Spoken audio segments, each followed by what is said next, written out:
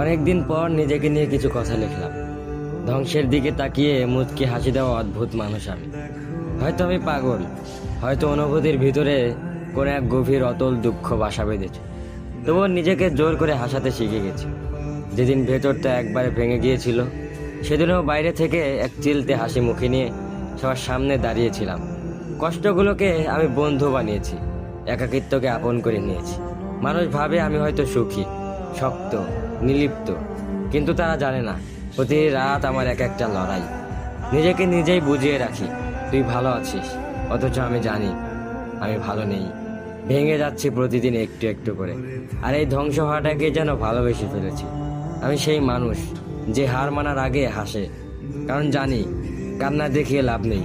পৃথিবী শুধু শক্তদের মনে রাখে, দুর্বলদের নয়। তাই আমি অদ্ভুত, আমি অনুভূতির আগুনে পুড়ে যাওয়া নীরব যোদ্ধা। আমার জীবন কোনো সুখের গল্প নয়, এটা নিঃশব্দ বিপ্লব, যেখানে হাসির আড়ালে লুকানো থাকে হাজারো না বলা কথা, ভাঙা স্বপ্ন, হারিয়ে যাওয়া আমি।